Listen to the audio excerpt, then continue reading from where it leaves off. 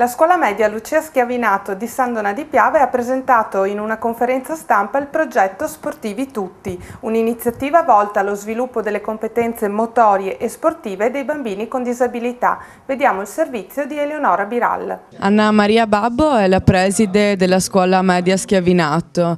Il progetto Sportivi Tutti prevede un ciclo di lezioni sistematiche dedicato agli studenti con delle difficoltà motorie. Come si svolgono queste lezioni? Sono lezioni che si svolgono in due modi: un rapporto diretto con gli alunni con disabilità che saranno seguiti in maniera individualizzata e poi insieme agli altri ragazzi che faranno da tutor a loro. Si è parlato di uno sportello aperto sia ai docenti che ai genitori per far sì che gli studenti con difficoltà motorie si integrino e si relazionino con gli altri nello sport.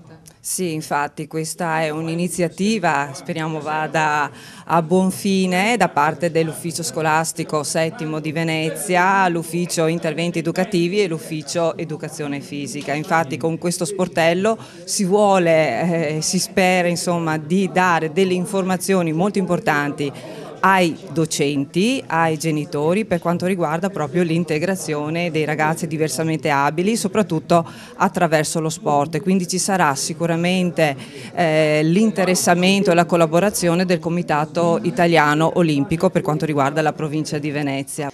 Sportivi Tutti è un progetto dedicato a tutti gli alunni, sia a quelli normodotati che a quelli meno dotati, e dà loro la possibilità di interagire attraverso le discipline sportive.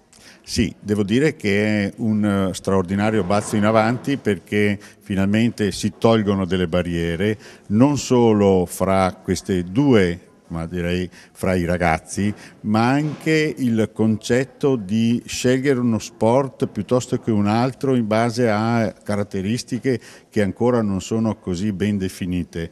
A mio personale parere, i ragazzi dovrebbero fare tutti sport per divertirsi e successivamente scegliere magari un indirizzo in base a un talento che dimostrano. Invece la nostra società tende già a 6-7 anni a dare un indirizzo ben preciso, anche magari contro il volere del ragazzo stesso.